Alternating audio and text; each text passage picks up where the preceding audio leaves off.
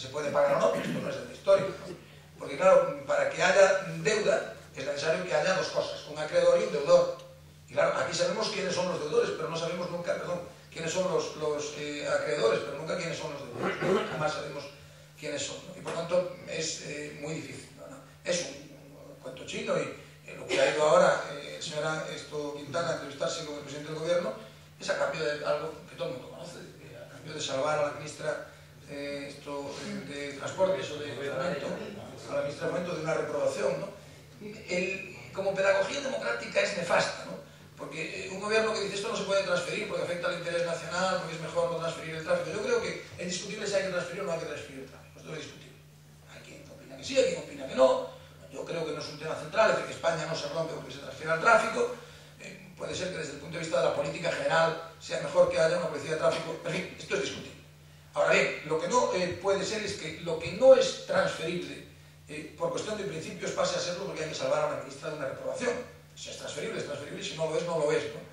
El ejemplo que se da desde el punto de vista de la pedagogía democrática es nefasto, es nefasto. Esa claridad, digamos que es una especie de caricatura de los pactos que se habían hecho tradicionalmente, que, bueno, muy bien, de acuerdo, a cambio del apoyo político en la legislatura, nosotros vamos a abrir un proceso de negociación. Esto se hizo con Pujol, se hizo con el gobierno vasco, con el gobierno de Cataluña, pero en fin, esta negociación en el caso concreto último del señor Quintana, pues el señor Quintana llegó a decir, lo cual demuestra que hemos perdido el sentido del pudor y de esa cosa que se decía antes, decoro. Ya los niños no saben lo que es decoro. Cuando se dice decoro piensan que es decorar, pero en fin, esto del decoro, ¿no? Dijo en Galicia que en Galicia había ¿cómo fue que dijo? Pues yo soy capaz de recordarlo, que había dejado de estar dominada, porque él se había entrevistado con el presidente del gobierno. Bueno, es un poco exagerado, es decir, hombre, es cierto que al presidente de la Junta se le oye decir con frecuencia cuando suprime un peaje en una autopista que es una circunstancia histórica, ¿no? Un poco fuerte, ¿no?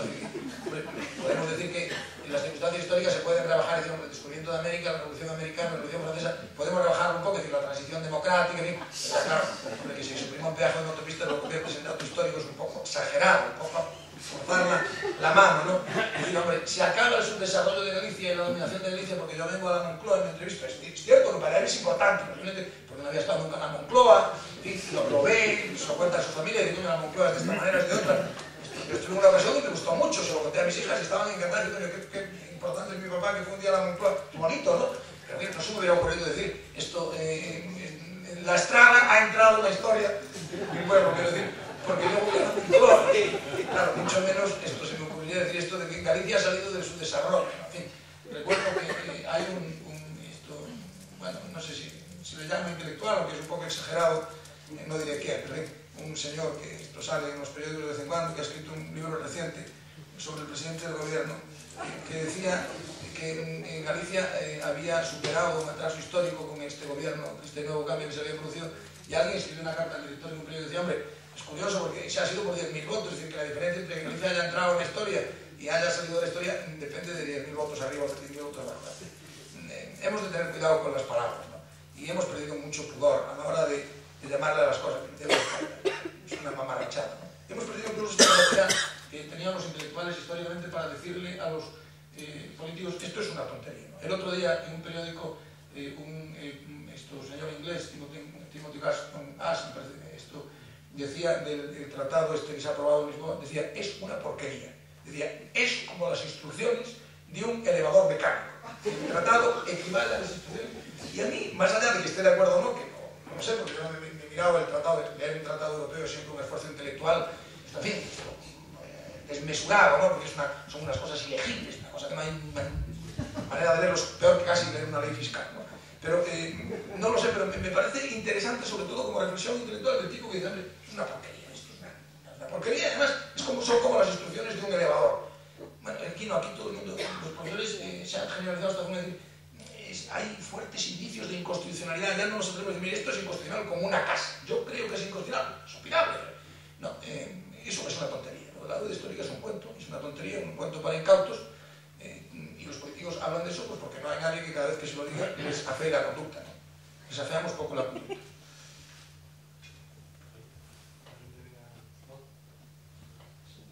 Buenas noches. Buenas. Roberto, bien hallado. Bienvenido. Y bien recibido aquí en Asturias. Muchas gracias por su conferencia, muy amena, muy bonita. Y yo le voy a hacer una pregunta, dos matizaciones de su conferencia y después quiero que me haga usted una reflexión. ¿Va a hacer usted conejo el día de Nochebuena? Es normal que estamos entre adultos.